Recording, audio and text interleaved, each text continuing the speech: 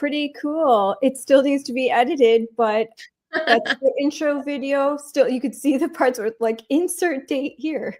But at least there's an intro video. Whenever you're like, what day of the week is it? We'll just say insert date here. Insert date. That promo is like what I call things that are happening around my house, which is like so close but not quite. Yes, it's getting there. Okay,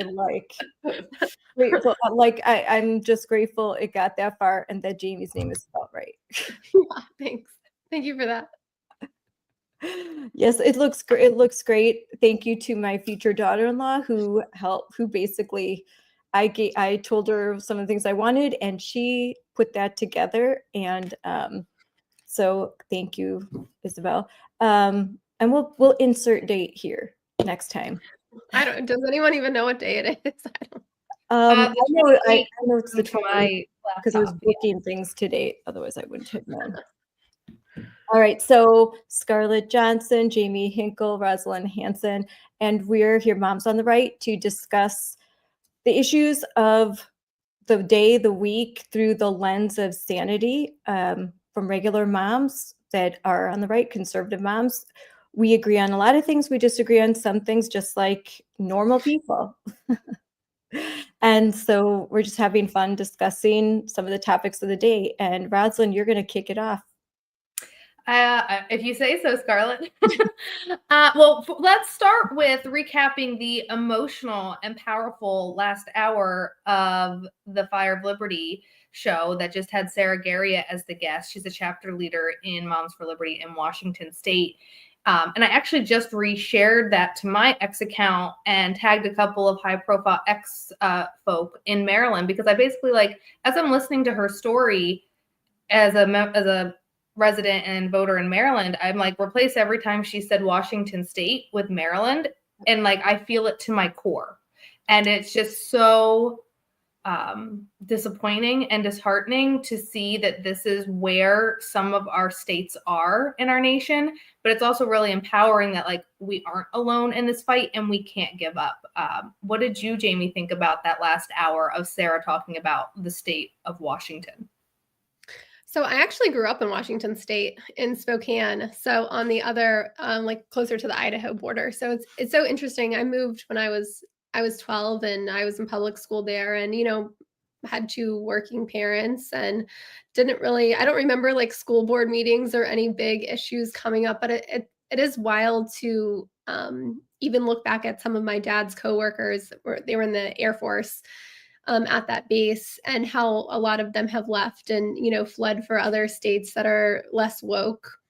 Yeah. But I think it's always hard. I think all of us always, we heard the emotion and saw the tears in Sarah's eyes. And, we've all at some point experienced that over, especially the last probably, 4 or 5 years. So, it's tough. It's tough to share that vulnerability and kind of like, I think she was replaying it in her head and reliving some of those things as she was talking about them. And so it's hard.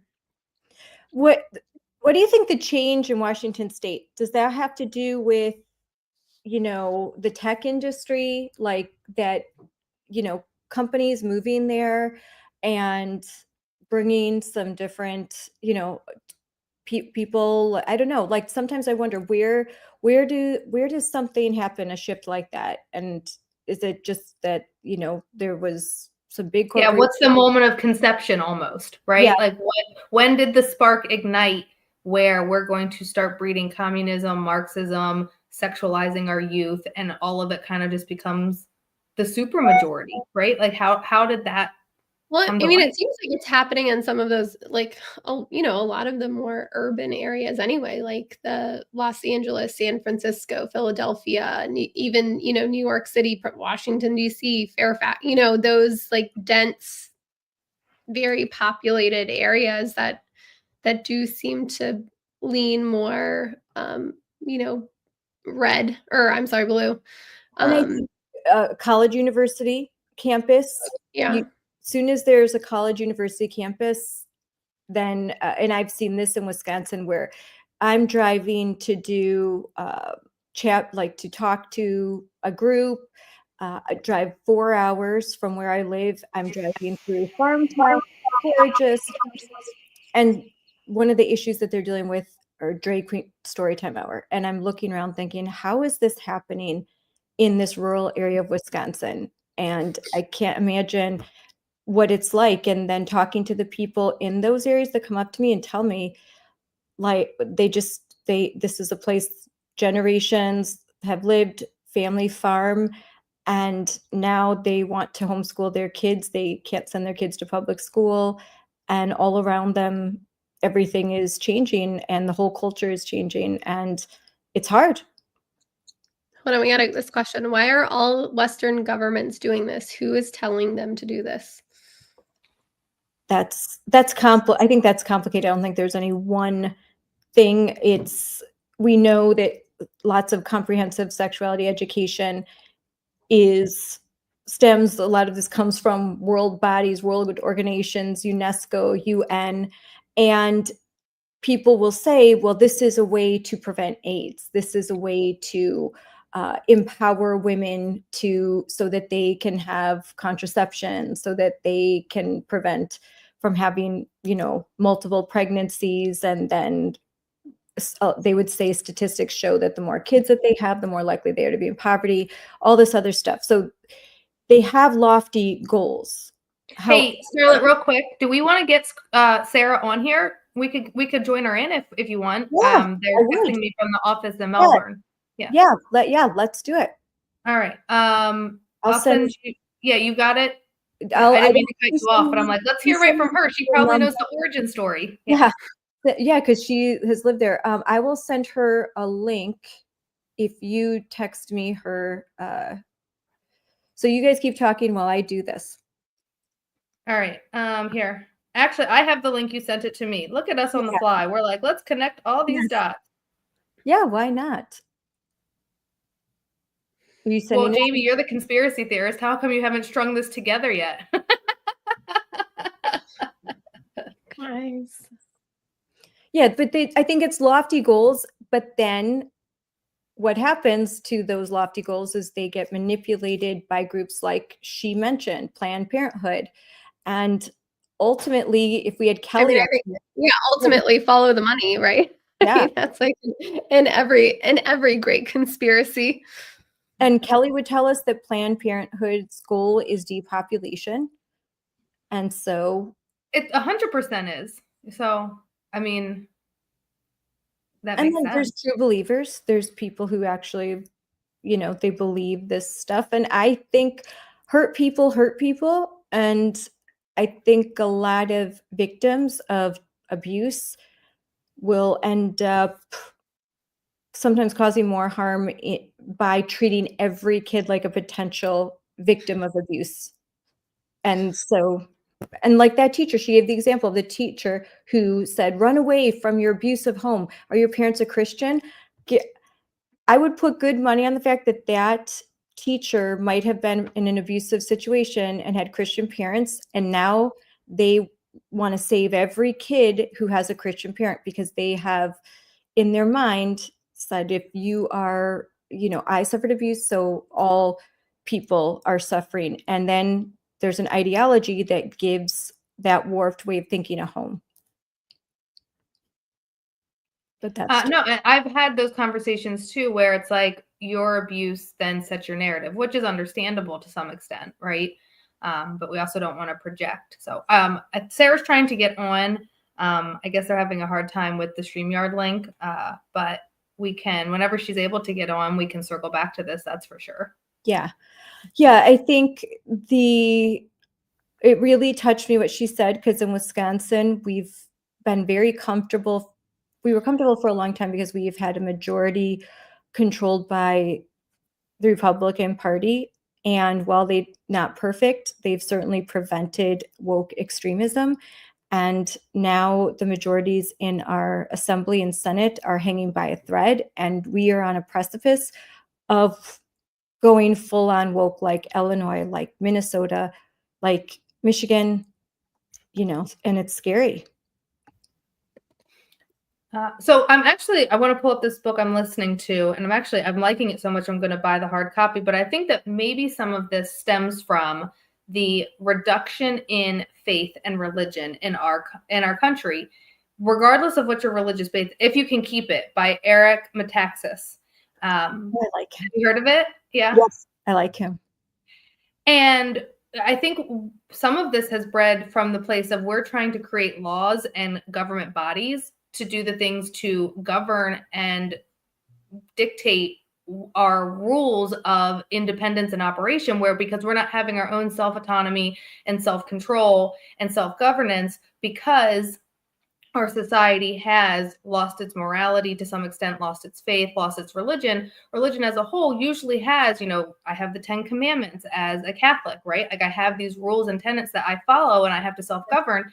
And if we don't have that as individuals, and more of our society doesn't have this religious governance and this internal meter and temperature check of what is right and what is wrong, and we're depending on an external government body, then that's going to keep creating these more top-down, more of these external laws, and we are not self-governing ourselves, and that's ultimately how we're going to lose this country. Yes. Well, let me. I think it's a great place to bring Sarah's on, so I'm going to bring her. Yep. Yay! Hi. Can you hear us, Sarah? Hi. I can. I can hear you. Can you hear me? Yes, we can hear you. We can see you. Okay. So let's ask her the question. We were asking, when did you start to see the change in your state, in Washington state? Like, did it happen very slowly? Was there some events that happened, big corporations? One person, was there a spark? Or was it a slow? I'm trying to think back. I mean, really, it was very slow. It was very slow. I'd say I remember about 10 years ago or so now, a friend of mine whose daughter was in the Seattle high school, downtown Seattle high school, and he said, I came home, my daughter came home today, and I had on my America t-shirt, and she said to me, Dad, you got to take that off before my friends come over. They're going to think that you're, like a pro-America, essentially. And he's like, what? That's crazy.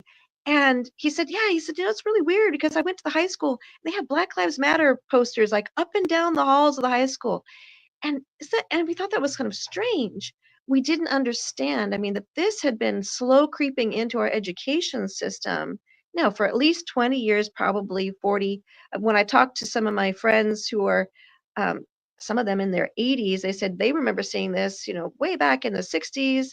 So it was slowly coming to Washington State over time. And then, of course, they got the teachers' colleges. And then there's just this capture of the state. So, and then erupted in 2020. It was sort of full blown in your face. So a lot of teachers' colleges are in Washington State?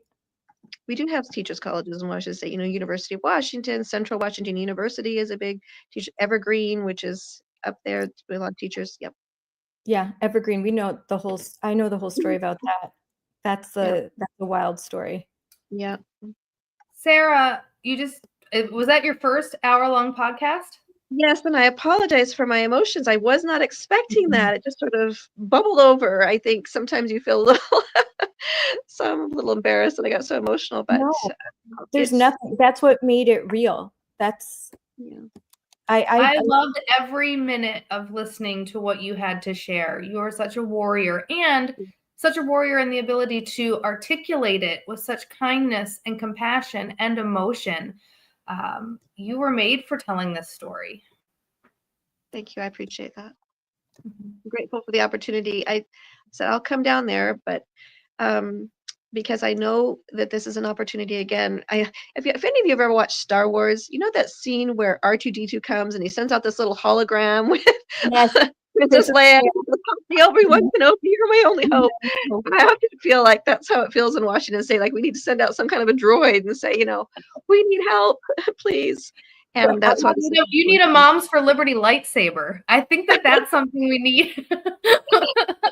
I am a huge Star Wars fan. I'm watching Andor right now, and boy, do I see a lot of correlations because it's the start of the rebellion and how the Empire became what it became. The backstory, but it shows the bureaucracy and the the things that happened and the way that the government slowly crushed the freedom and independence, and the fact that no one did anything for so long because it crept so slowly till finally, boom. Exactly right.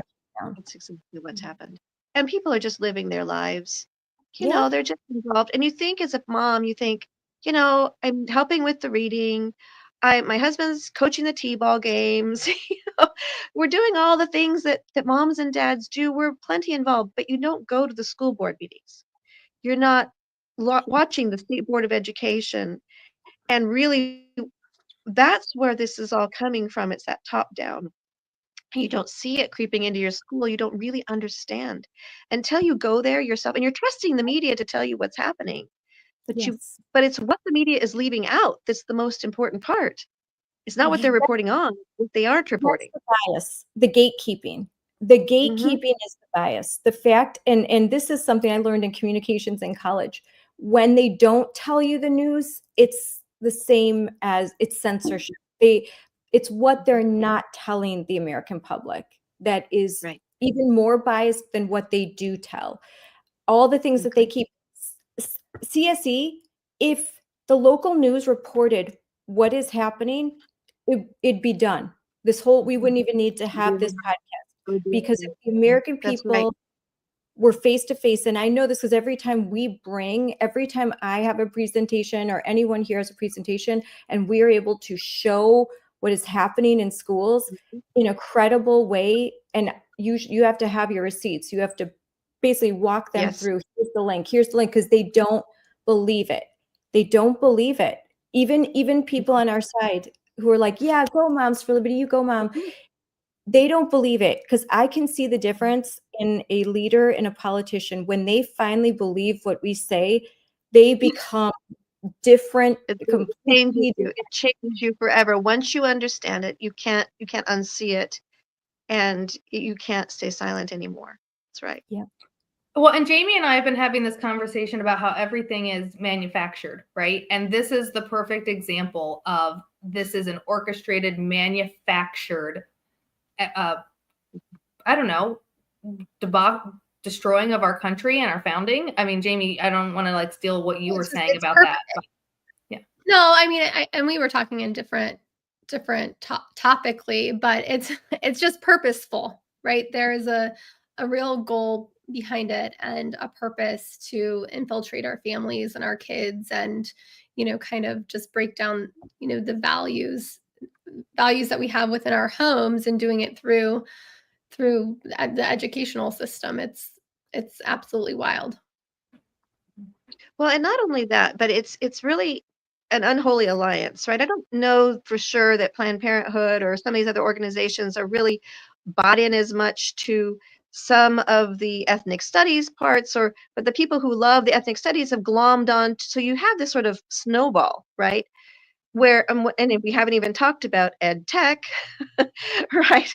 And that movement, the social emotional learning, do they really care if if the people on the ground are rolling out these ideas of culturally responsive, sustaining education? I don't know, but it's useful.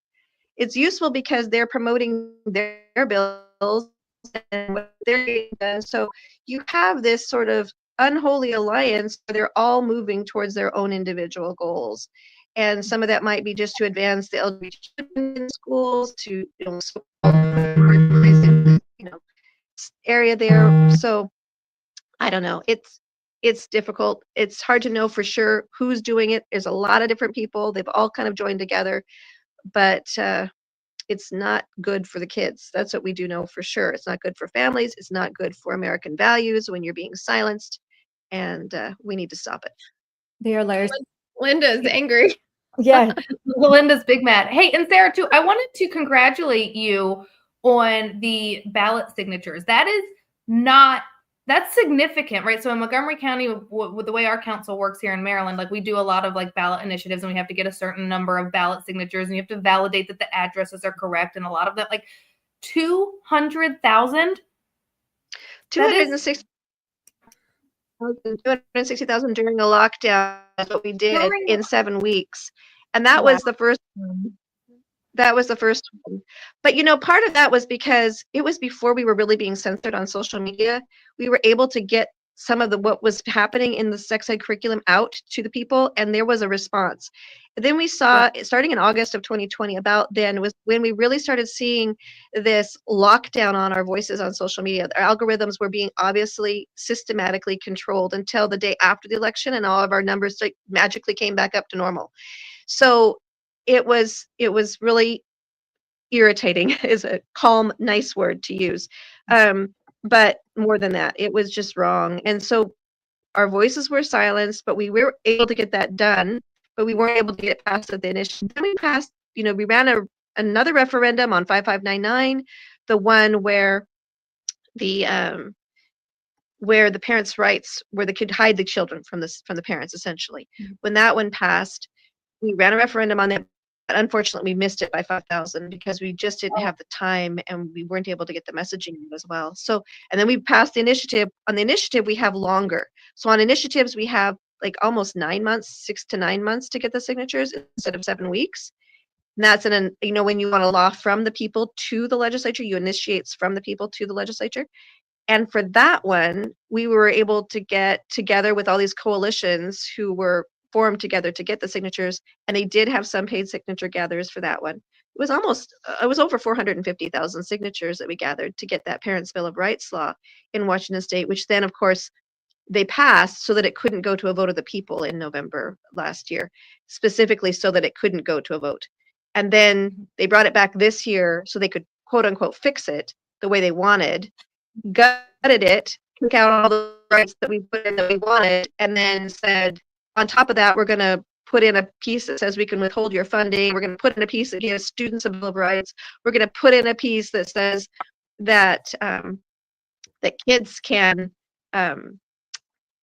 there's a snitch line, essentially, like students, parents, school directors can snitch back to the state, to a state office of superintendent of public instruction if they're not complying. It's just horrible. We call it a Frankenstein bill because so many things were bolted onto it. And then they put an emergency clause on it. And what an emergency clause is, it makes it so that that people cannot run a referendum on it to refer it back to people for a vote.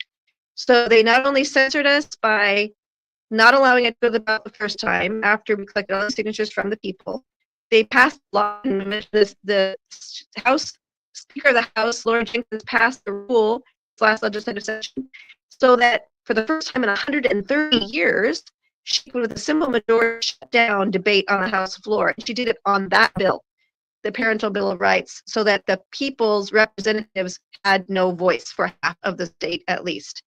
And so they shut that down. What's the makeup of your government? Like, is it overwhelmingly run by, Democrats, woke in your 40 years of Democrat majority? We've had a little blink of Republican House or Senate here and there, but 40 years really of Democrat. And people don't like to talk about elections, but in my opinion, that needs to be looked at. What, election integrity? Yes. And we don't, I think if the governor, here's the deal with elections in Washington State. The governor, when he was the AG, had that, domestic violent extremist coalition that he's trying to think what the word is for what he's doing. It's a group studying domestic violent extremism that he then wants to analyze what laws need to be put in place to deal with it. And the slide they had up there, again, like I said, were these things, and one of them was absolutely elections. If you talk about elections, you're a domestic violent extremist because you're a threat somehow. And so you have the AG doing that. Then you have the Secretary of State we have public records. This is not a conspiracy theory. We have public records showing, and he has admitted that he is contracted with a foreign company called Logically AI to surveil our social media. If we talk about elections, snapshots are taken, sent to the Secretary of State, and we are given a threat tag of 1 through 5 on how much of a threat we are to our government in Washington State. Wow. So if that is, and I know that's happening in Colorado and Oregon and Washington at least. I don't know what other states that's happening in. You should do public records requests and find out. if you're being told that you may not speak about elections or you are a threat, that is the thing you better be talking about. So that's all the proof I need that our elections are not on the up and up.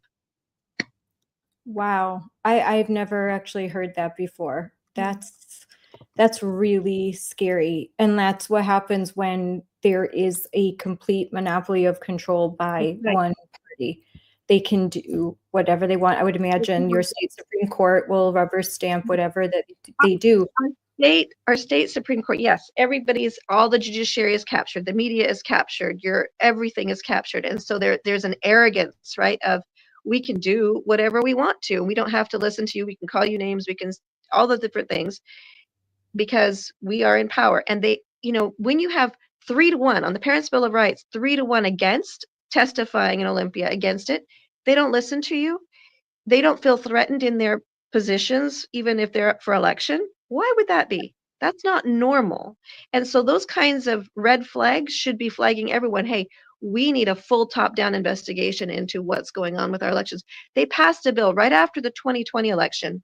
They passed a bill in Washington State to make it so that we, the people in Washington State, may not have any access to our election infrastructure. We're talking about the machines and all of that for our safety. So, and that was retroactive to any previous elections in Washington State. So now, I mean, there again, if you're telling me that we can't have access, you're protecting us somehow, and you're telling us we can't talk about it, we can't have access to any of our records, and then the courts, of course, shut everything down. Yeah, no, it's 100% captured, and that's why we have to have outside help at this point. Yeah, I mean, and Well, that's Sarah, go ahead. something, yeah, like we don't. I mean, with Moms for Liberty, like we don't usually talk about that, but it's obviously important. But I wanted to learn a little bit more because you are a former teacher. Your mom was a former teacher. I'm not a former teacher. My mother was. Your mother was a former teacher, but you homeschool. So you partially homeschool, so you are a teacher, and your mom and all that. But with your background, you volunteered in schools. You talked about this a little bit. When did you start to see things change?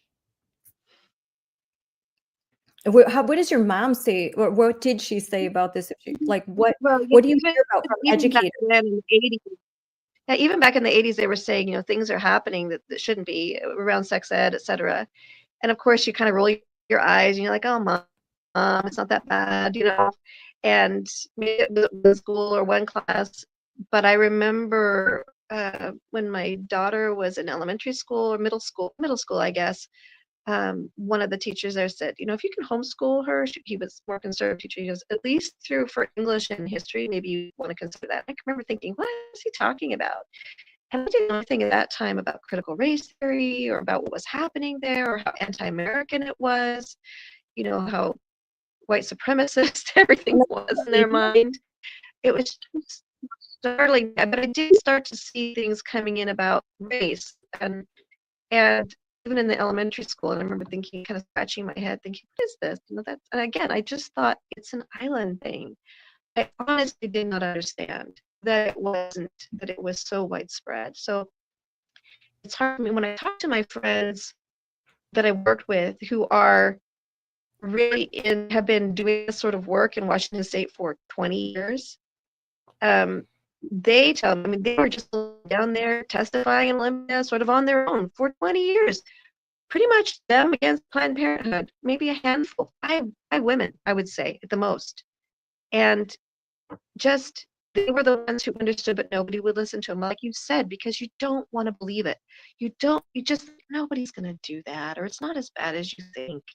Yeah. Until you really dig into it. So it's hard to say for sure what the first trigger was. For me, really, it was when my friend's daughter was abducted from the class. I remember thinking that is just too much. And then that nobody would come and speak to the school board. And the school board didn't get rid of the teen council out of their school at that point. Like, when did that happen? We lost. We lost her. We lost her. The connection was kind of getting bad, but oh gosh, I want. Do you? Well, Scarlett, I mean, I think it makes sense. Like, you should reach out to Sarah, and maybe have some other moms or chapter chair leaders from Washington get on, and you guys, Yeah, have a Washington State roundtable. That's because look at how far she said this was 20 years ago. When you look at the research, when I did deep dives into comprehensive sexual education and some of the woke education, I realized how, okay, I'm looking at 2007, 2010, 2011. I'm like, I can't believe that this has been going on for as long as it has. It's crazy. Well, from all three of us being joyful warriors and to everyone listening, I think we can be super proud to say that we are friends with Sarah and that we commend her and all of her Washington State mamas who are fighting hard to, hold the line, really. And she makes a great point about defending some key, this is national defense level. Like, we can't give up Washington State. That is a key stronghold for our nation. So what else do we want to talk about today? You wanted to talk about commencement speeches for a little bit. I did want to talk about commencement speeches. There were three in particular that piqued my interest. Kermit the Frog was at the University of Maryland. President Trump was at West Point. And then our good old friend Scott Pelley at 60 Minutes was at Wake Forest. So very, very interesting weekend. And not to mention too, Memorial Day. Right. Yes. That's a very important holiday, recognizing the lost lives that have given the ultimate sacrifice and service to our country.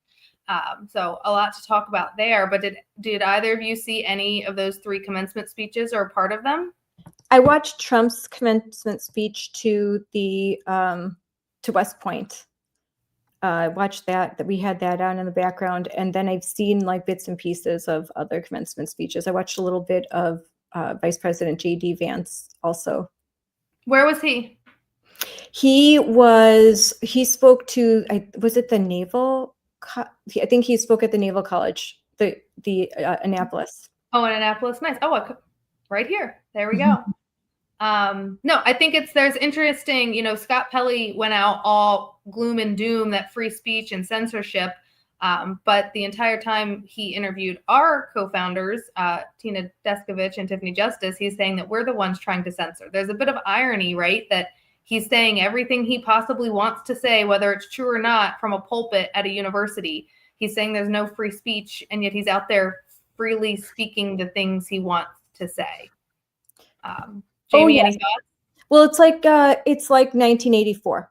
It's the opposite. War is peace, peace is slavery. So free speech to them is stifling our speech. Only the right speech is free speech. Yes. They don't actually believe in free speech or the Constitution or the First Amendment. They want to, to me, that's what's crazy about it, and the very totalitarian about it. Jamie, any thoughts? No, I did watch some of Dylan Dreyer. No, I don't have any thoughts on Scott. I mean, I'm not giving him any more time. I think no, I have no thoughts. On any commencements? Let me ask you this question. Do either of you remember who gave your commencement speeches? I do. Mine was, I don't remember her name, but she was the deaf Miss America. And we had... My son's deaf in one ear. I can say that joke. Yes. Hold on. What was her? Yeah, Heather. I think it was Heather Whitestone, maybe. Yeah, the first deaf Miss America. So I graduated in 2002. We had over 420 graduates. I just remember it being a very long night. With all of the speeches, and I think the tone was just to keep pushing on for whatever you want to accomplish in life, and so while I do think that commencement speech, you know, I don't know who it's for at that person. Like at that point, is it like for the person giving the speech or the graduates that are just so excited to be there and then can't wait to get, you know, to whatever's next? I'll tell you what the greatest commencement speech was Keep of it all brief. time. Winston Churchill. It was never, never, never give up. That was the end of his speech. That's very true today. I think it's true every day. And it stuck with a lot. I'll look up where, but I've heard like I actually heard a speech where they mentioned that was his speech and how everyone, you know, everyone's sitting back ready for this long speech, and he just was like pounding, never, never, never give up, and then walked off. And it's like, okay, good speech. Jamie would like it. That's right. And there are some people who are giving the University of Maryland a hard time about Kermit the Frog. I think, But I mean, if your choices are Kermit the Frog or Scott, then Kermit, yeah, if you had to choose, right? I think it's lighthearted. I think that those kids will remember it. There are some that want to get, you know, there are a lot of things we could be angry about. I adore Kermit. I think that it was an uplifting, motivational, empowering speech. It's interesting that some people feel differently. And I'm like, there are things I'll get worked up about. An iconic American character, we'll say that, giving a memorable speech. Again, not going to get upset about it. I think it's cute. Watch that speech. I didn't even know. It's I enjoyed it. I am glad I watched it, and I am happy for those children that they got to have. I guess they're adults now. I shouldn't call them children. I think of all kids as children. Sorry. Those college graduates had an unforgettable commencement, and so that's good for them. I think Matthew McConaughey, a couple of years ago, he gave a speech. That was one of my favorite. Like, especially you get an actor because they're really like going, but he just gave this really kind of awe-inspiring speech that went viral. So every once in a while, someone will give a really good speech. I think sometimes actors give good ones because they can really like play into and make it exciting, and they keep it short too. Yep. Scarlett, you pulled up earlier and then pulled it away. I think it was an accident, but the picture of Liam, the client at ADF. Yeah. Oh, was that you, Jamie? Yeah, after our conversation yesterday. I love him so much. What a fighter. And it's disappointing that the Supreme Court decided not to hear his case. They hear less than 2% of the cases petitioned to them. So I don't think it's because it's not a vital topic. I just hope, I can't imagine being Liam right now. He's probably so disappointed. Was there any reasoning why? Did anyone speculate why they didn't hear I haven't read enough to know if there was a reason why or why people are speculating. I've been following the case and donating to ADF in support of that case in particular. I love him so, and I think too, you know, we are in this fight for our children, and to see this young man standing up courageously for his beliefs and his voice and his opinion, it's like, we need more Liams in the world, right? We need to be raising more Liams. Lots of times when they don't hear cases like this, it will be the issue sort of like standing. They'll find like some reason. It's not necessarily that they don't want to take the issue, but there'll be a reason to kick it back. And maybe that there's other cases that they're going to rule on that will impact this case already, and it would be redundant. So we can only hope that there's some other cases that they are going to take on where they finally will take more of a stand. Clearly, this is a huge issue in this country, and we need clarity from the Supreme Court about the issue of biological sex. And I know that there are only two genders. Now we know we would say there are only two sexes because we don't want to even entertain the whole concept of gender. But I'm anxious for the Supreme Court to make a ruling so that there's less disruption. Like, look at in states like Washington, without a Supreme Court ruling, there is very little even the Trump administration can do in that state. I mean, they are not going to, they have no intention of rewinding all of their LGBTQIA+ garbage. Yeah, I am reading one of That's the cute. arguments for why it should why they should have heard the case. Justice Alito, as the case makes clear, some lower courts are confused on how to manage the tension between students' rights and schools' obligation. Our nation's students, teachers, and administrators deserve clarity on this critically important question. I like I that statement. agree. I'm glad that Alito said that. We do need it, and there's clearly some justices that do not want to.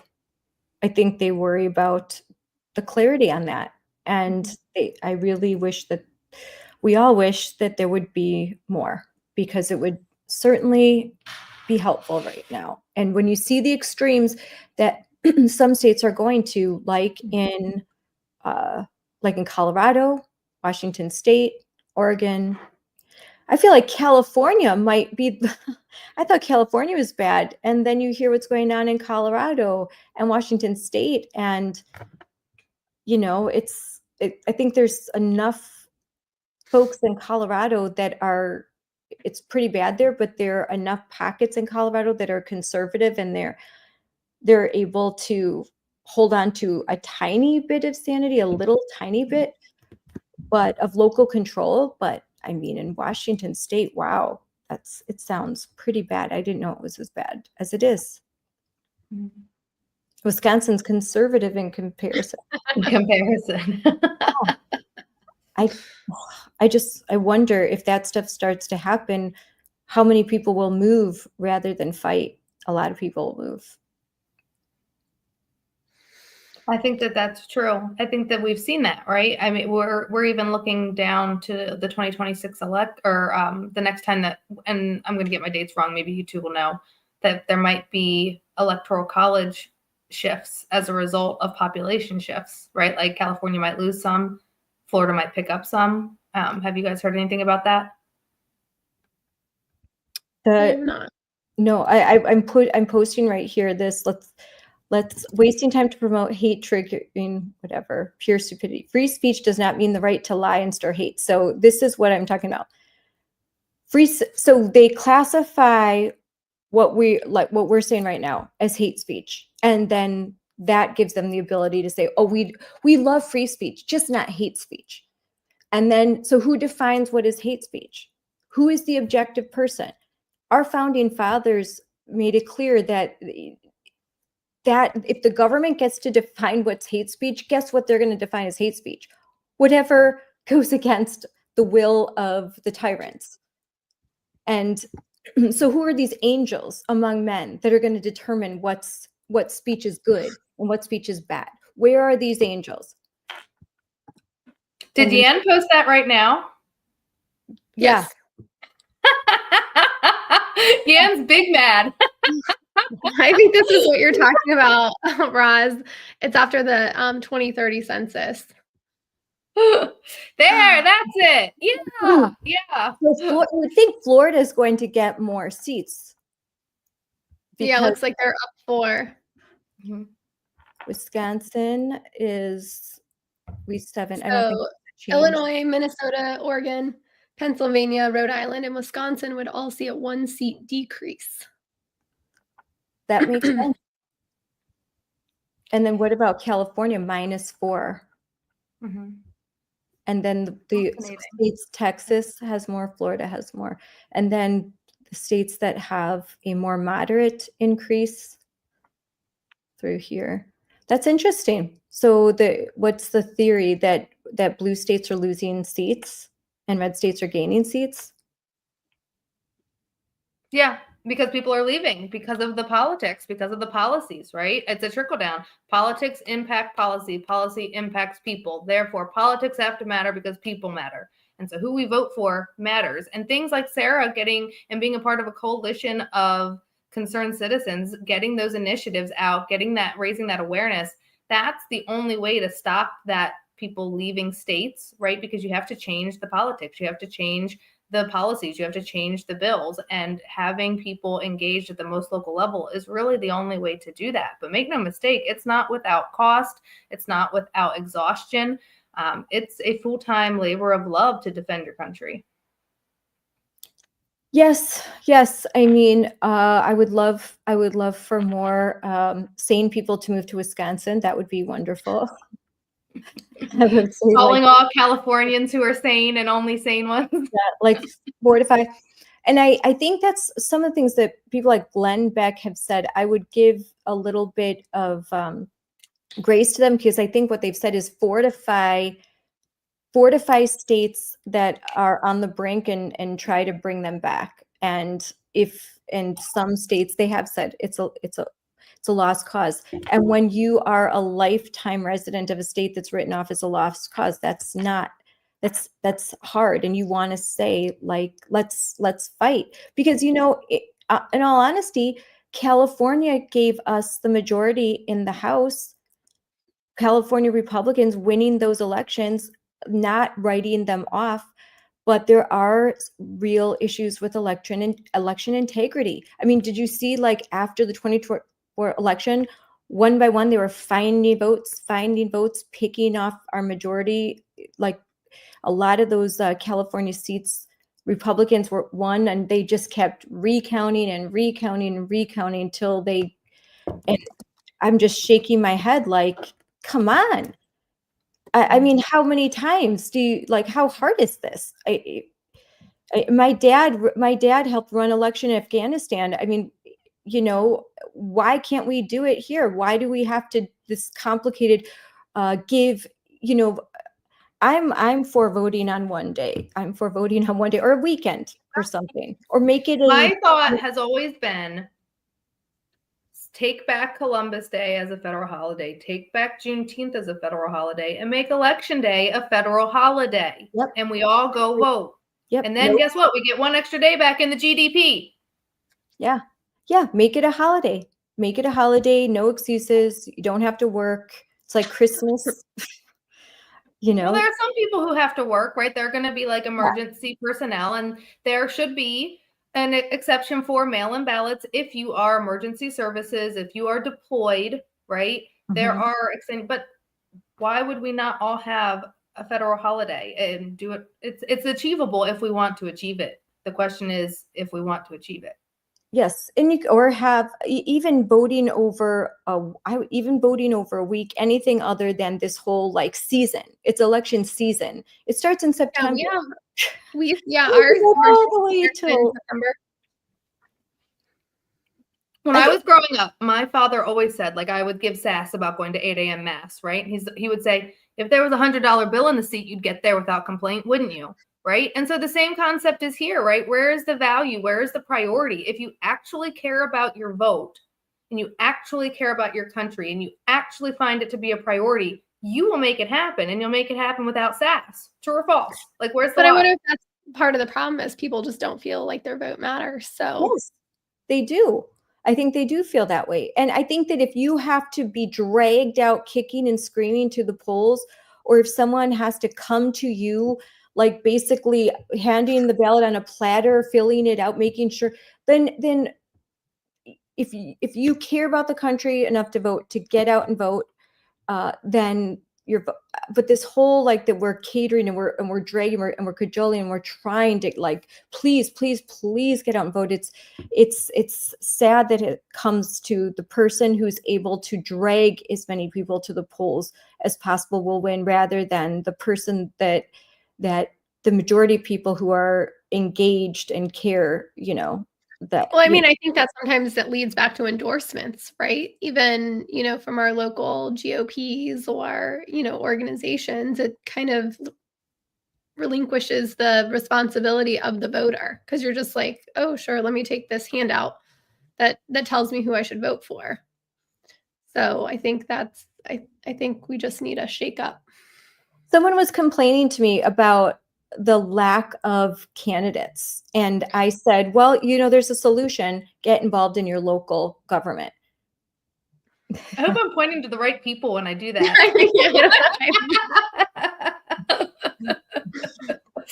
Yeah. What she said, point to the wrong person. Yes. You have to get involved. If you don't like the candidates you have to get involved at the caucus level. You can decide. I'm telling you, 100 people show up to a caucus, and that can change the trajectory of your state party, because so few people show up. So few people get involved, even like people that are that vote every election. If you get involved in your local government, you can make a huge change. It's very few people that get involved. And so if I have 50 people show up to a school board meeting, we could rock that meeting because so few people show up. Same thing to committee hearings, to your state house. If we showed up, Sarah talked about this. If you're outnumbered 4-1, they're not listening to you. But if you could jam pack, even if you are the minority party in your state, if you could get people to just show up and show up and show up, so the media couldn't ignore you, so these politicians couldn't ignore you, so that the news, nothing could ignore you, you could really make a difference. Well, let's look at like the Supreme Court case that we have here in Montgomery County. That's exactly it. Like, we had rallies swelling to over 1,000 people outside of school board meetings. And it was this diverse coalition of families. Like, it got national attention. It got the attention of Beckett Fund. It got that we kept showing up to say no. And so that's what it takes, is showing up. I've seen it happen. I've seen it happen just this October. There was a school board meeting in Watertown, Wisconsin, and they were going to go along with the Biden definition of Title IX. Over 500 people filled that school board meeting, and I was there. Then we had lines wrapped around. It was raining. It was cold. It was a Monday night, but so many people showed up. I think that sometimes, but then I look at like Loudoun County, and they've had people showing up for years. So, and they're showing up again because of what's happening at Stone Ridge High School. Yes. Like, can you believe this? That's terrible. Like, I just, the authoritarian regime of the school board there, and don't they even now like close video for comments, right? Like, that you can't. Yeah, they just keep changing. It's either like videos are turned off, videos turned off. What's really not for people who don't know. Yeah, Jamie, you probably know best, like what's going on at Stone Ridge High School. Well, that's the one where there was the transgender girl in the boys' bathroom, and the boys said that they were uncomfortable, and now the boys are being investigated by the school district for harassment or something to that effect. I think, discrimination. Something. Yes. Yeah. So it's just like this complete. I mean, when was that case with?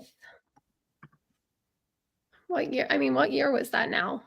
Was it 2020? Was it 2019? I mean, here we are 4 or 5 years later, and this is still happening. Parents have showed up in hundreds. There's been national media attention. So I don't know if it's always the attention. Certainly it matters who's on the school board, the superintendent, the teachers, the parents. It's got to be incredibly frustrating to this is just keeps happening. I'm looking right now because today I reposted. There was a good story on this. And I'll go back again. If we started to look at this gender ideology and LGBTQIA+ as a religion, it would solve a lot of the issues. It is a religion. When you look at all of the, you have to be a part of it. You have to have a certain set of beliefs. You have to have a certain set of values. There are a lot of religions that might not believe in Jesus Christ or believe in a God, but make no mistake, it is a religion. There are set services, there are set practices, there are certain rituals. I mean, we're even doing bodily mutilation as a part of this religion. And if we started calling it a religion, which is what it is, we might be able to break down this barrier, because we're putting one religion, which is LGBTQIA+, above every other religion in America. Yep. So in Loudoun County, they were silencing parents that were speaking out because they're not allowed to reference the school. It's against board policy to reference a school, to talk about a specific incident, or to even mention the 3 boys that were filmed. So apparently they were filmed changing in the locker room, and they're punishing the boys when the boys are the victims here. And when this crowded room of parents speak out about, they're shut down, silenced, they're threatening to stop. I mean, what a group of tyrants in Loudoun County, man. Whoa.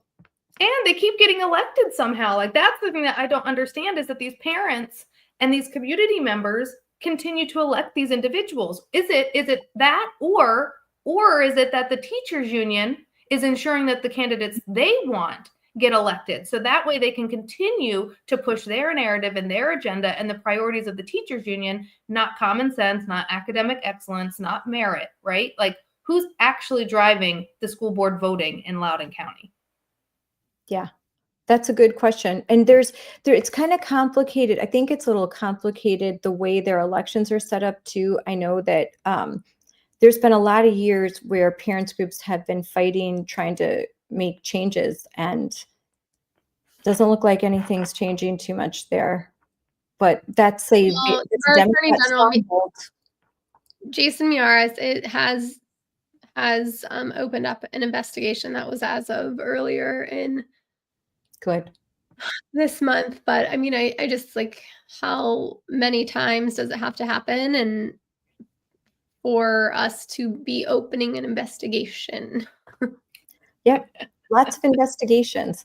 Sort of like It does scream election season a little bit. There's a Seinfeld episode where he's like, you took the reservation, but did you keep the reservation? It's like, everyone's everyone could take, but what are you doing? So open investigation, another investigation. What's happening after the investigation? Are there consequences? These school boards, they have no fear. They don't lose funding. They're not losing the elections. They just keep doing what they're doing. Now they get embarrassed.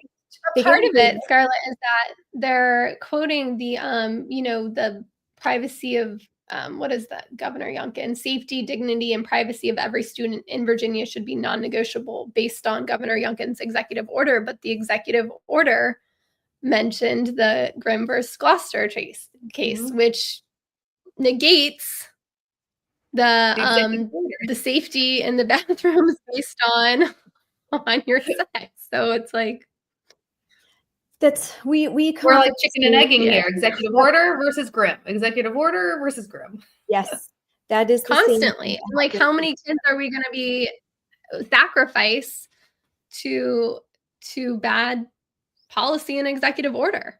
Well, that's where I think the Supreme Court comes in, that there are all of these conflicting there's all these conflicting district court, appellate court decisions. And when you've got different states with totally different rules, and then you've got executive order that are demanding that, we are following Title IX based on the 1972 intent from Congress. And then, so you've got Congress and they're not going to do anything. So this is exactly the type of thing that the Supreme Court was made to do, to solve when you've got a lot of debate, a lot of different policies, a lot of people feeling very strongly about something. The Supreme Court's got to make the call. They've got to, this is where they should be getting involved, in my opinion.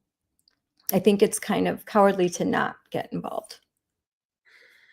Hold on, I think that the right case at the right time will bubble up to them, and we do need it across the entire country, because while education is closest to the child, is most effective, these aren't things about education and academic excellence and ensuring that kids have what they need. This is blurring the lines of biological truth and reality, and it's crossed a line that they're going to have to address. Yeah. And if they have to come up with a policy that has separate sports leagues, separate bathroom facilities, and you're going to just have to accept the fact that you do not get to decide your sex and use whatever, use the boys or the girls' bathroom. Like, if you've decided that I am trans and you're in high school, then you're going to have to go to a bathroom that's not gender specific, and that was the solution. This was supposed to be the solution. So a lot of high schools, including one in my district, put in these restrooms that aren't gender specific, but it turns out they're like, no, we don't want that. I'm a girl and I want to use the Yeah, but girls. I think like Loudoun County's, I don't know, I'd have to go and look it up, but it was like $11 million on individualized bathroom stalls or something. It's just crazy. I mean, Yeah. But this is just a little food for thought. And also using them to hide from the boys. I know. So think about this. I was traveling, right? And I was in the airport recently and I saw that it had the family bathroom, right? We imagine if all of this is just like, you know, we manipulate and use language either for or against us. And imagine all of these gender inclusive bathrooms where you've got the man and the woman and the man with the half skirt woman, like, and it's gender inclusive, right? Like, yeah, like she's got half a triangle on, right? That one. They're really just family bathrooms that we like, where we used to take our kids to change their diapers, where if we wanted or a like, more what if the sign just has a toilet on it? Yeah, or a toilet, right? But like we had to virtue signal ourselves into this quagmire of gender fluidity nonsense where it's just a family bathroom. And if you had left it as it was, we probably wouldn't be where we are today with all of this conflict. But you had to come for the children. You had to put it in the schools. Schools didn't need family bathrooms because they were just for kids. It's when you came for the kids. I don't know. I thought that was an I'm like, wait, these are really just family bathrooms. I mean, I don't know. There's so many things going on here, and like kids in bathrooms and vaping and whatever, you know, whatever the thing is, and like the SROs can't go into the bathroom because of privacy. But you know, like it's the high school bathrooms. The vaping is like the biggest issue. And these private bathrooms too, like not for nothing. If you're in a high school with a full door and a full closed, like some non-PG things can happen in there. Yeah. Oh yeah. And who's tracking, like who's been, yeah. There's a lot. And when you don't have control, I mean, for the most part, I think that, you know, I think that like in my high school, they deal with some of the vaping issues and all of that. And this isn't like this most pressing issue of the day, but really the biggest problem with bathrooms is drug use and vaping and trying to make sure that kids aren't, you know, taking pills or drugs or vaping in the bathroom and monitoring. And that's where you need more SRO officers just kind of walking around monitoring the situation and able to handle anything that gets out of control in high schools. And we have those in most suburban high schools, but in where the woke left have control, they don't want SROs. And so then you've got the added that schools aren't safe. They're not physically safe anymore and they're free for all. So lots of issues. And sometimes I think we end up talking about these issues like the bathrooms when we should be talking about the academic scores and the lack of opportunity for kids and that kids are floundering. And, you know, but then like, how well can a student perform academically if they don't feel safe? I mean, like that's, yeah. I mean, that's, you know, I don't know. Yeah, there's a lot of big issues with education. And I think, well, another thing that happened over the week was that was it a Washington, which appellate court said that all of the fired employees of the Department of Education have to get their jobs back. That just happened. I am not up to date on that. That sounds like episode for next Wednesday. Yeah, that sounds like a problem for next week. Yes. So like, again, you're battling up the system and the empire keeps striking back. We just have to keep going. Just keep going. And well, I'm glad we got to have Sarah on for a minute. And her story was really, really powerful. So if you're just watching us now, please go and watch Sarah's story. That's I'm going to look into this question: the academic test results of schools without SROs. I wonder if there is a. Well, you could look at Montgomery County Public Schools and our deterioration since 2019, 2021, when we removed our SROs, right? And we've seen an increase in violence. We've seen an increase in bomb threats. We've seen lower test scores, lower graduation rate. Yeah, we're the only county in the entire state of Maryland that removed the SROs. Why? Really? Social justice. Yeah. Restorative justice. And where are they moving that money to? That's another question. That's a great question. Yeah. Probably legal fees. Not to the classrooms. When I get the email from the health, the nurse, it's like, hey, we need more Band-Aids, right? So not to the school, not to the actual things that they need. Hey, we're on a paper freeze. We're not printing anything. Anybody have any printer paper they can bring in? That's crazy. Yep. Yeah, you do wonder, where does the money go? They need paper to print those rainbow flyers. They're not going to print themselves. I think it goes administrative, getting these new fad curriculums that are really expensive, then getting trainers in. It perpetuates, I think, like anything, that these systems, there are those that really, they get a lot of money, and that money does not trickle down. It feeds. And with that, it all goes back to the money. The money. All right. Follow the money. There's a lot of money in education, a lot of money in education, but you don't see it when you go walk through your school. So that's a question when I was running, that was a big answer. Like, I would love to do an audit and find out where the money's going. Wait, if we only pay for black ink, then we wouldn't have any colored ink for all the rainbow printouts next month. Found a budget cut. All right. Well, this was a fun episode as always, and we'll be on again next week to discuss more issues, and we'll all be in DC together, but we can't talk about that yet. Save it. Okay. All right. I'm gonna go. All right. Bye, everybody. Bye.